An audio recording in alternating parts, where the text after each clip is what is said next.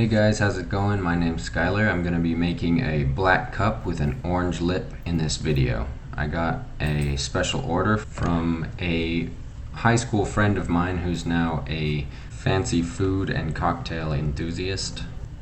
I am using a piece of black tubing that I pulled two thin handles by heating a section and stretching it, and that forms what we call a point, which is just a convenient way of handling a section of glass.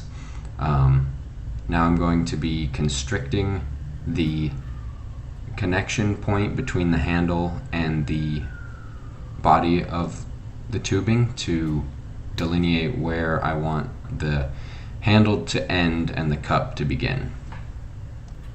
After I create a clear separation between the handle and the cup, I'm going to begin heating the tubing until it's nice and hot so that I can inflate it to give the cup some volume.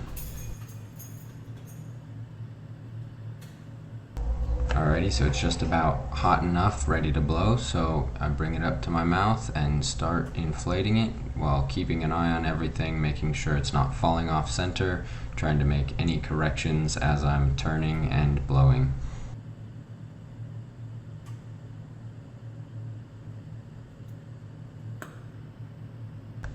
Now I'm going to heat that bottom section and finish inflating it, but before I blow, I just cool a little bit of the sidewall to make sure that doesn't blow out too thin.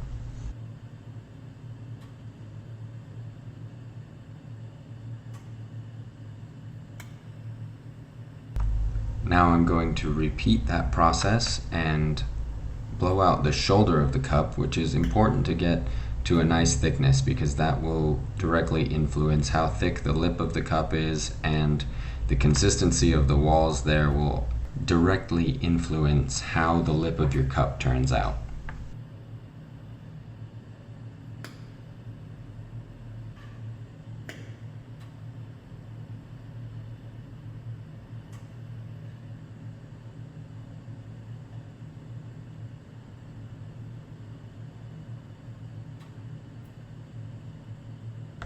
Once the shoulder of the cup stabilizes, cools down a bit, I am going to heat up the center section, and then once it's hot, I will pull with both hands gently apart, and this will stretch out the cup, taking that round glass bubble shape into more of a cylindrical shape, which will make the cup taller and give it straighter sides.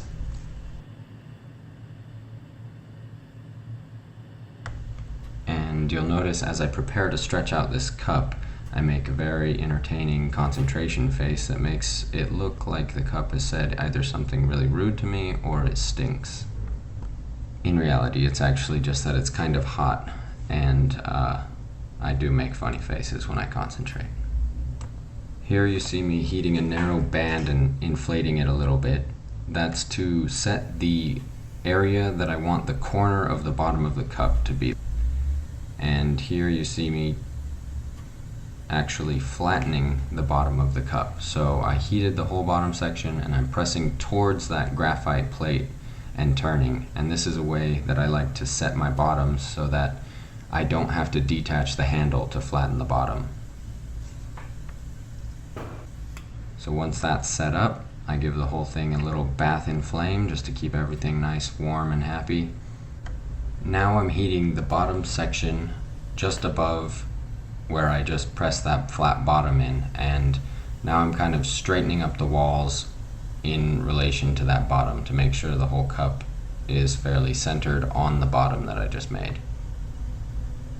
Now I am constricting the other handle, which is going to be where I open a hole so that I can begin to flare open the entire cup.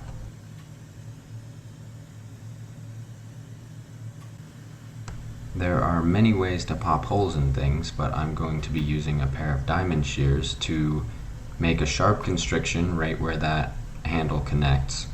Some might call it a neckline. Once that cools, that'll be the weakest point on the entire piece, so I will be able to strike it and that will break without breaking anything else. I give it a couple little squeezes and a couple little taps and it pops right off. Now I'm going to be opening that tiny little hole that was left behind and preparing it for a lip wrap.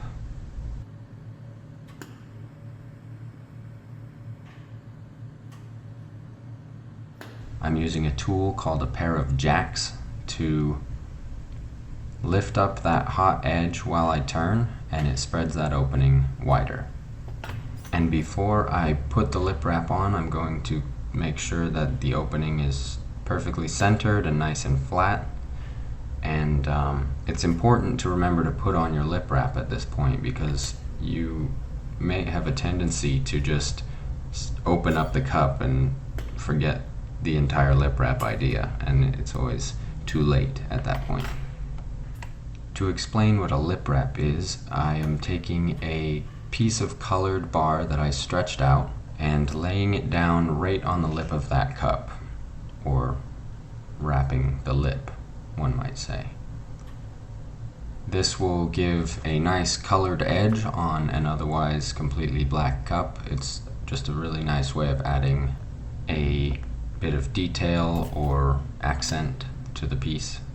Here I am using a pair of shears to snip off a bit of excess on one side so that the colored band will be of even thickness all the way around once I open it.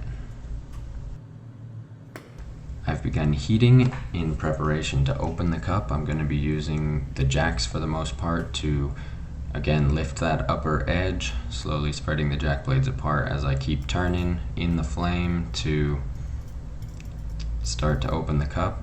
I do it in a couple stages. Mostly because I'm not that great at this, I guess. But once you get really good, I suppose you can do it all in one go and everything turns out nice, but I end up struggling a little bit most of the time when I'm opening cups, kind of forcing things, but with practice, things just become more and more natural.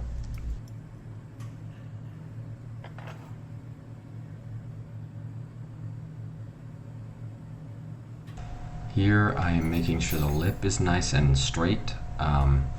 Usually with cups you can either have a straight lip or you can have a not round cup. So it tends to be kind of a battle back and forth. So you see I just straighten the lip, now I'm rounding the cup back out. And if you work it back and forth, you can usually end up somewhere in the middle.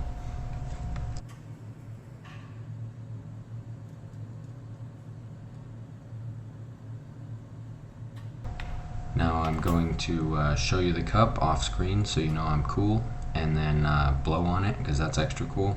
What I'm actually trying to do is get the lip to cool down so you can see the color, but you'll get a chance to see it a little bit later.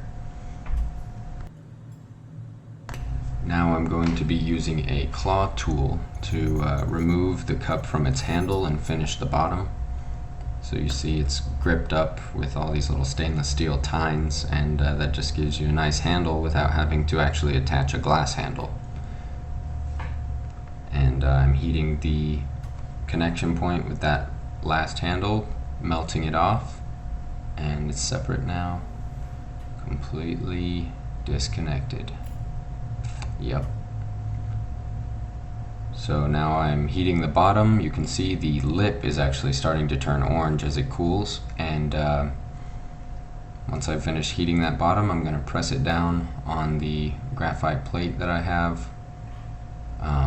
If you notice, I tilted my torch. That's really cool too. Super cool. But flattening the bottom, I'll probably do it one more time with a pair of tongs just for good measure. Make sure it doesn't wobble, because I really don't like wobbly things for the most part. It's kind of I just don't like it. So once I check that it doesn't wobble, you can take a look here, see the nice orange lip wrap on there. The bottom's still glowing orange, but I promise that'll be black once it's cool. And now I'm going to stick it in an annealing oven or a kiln, which is going to cool it down nice and slow so that it doesn't develop any stresses or crack during cooling. And that's about it. Now I start all over and make another one. This is the finished set. You can see a couple different colors, which is nice for making sure you're not drinking other people's drinks and they're not drinking yours. One of them had a gold lip, which was pretty sweet. Bet you wonder how that works, right?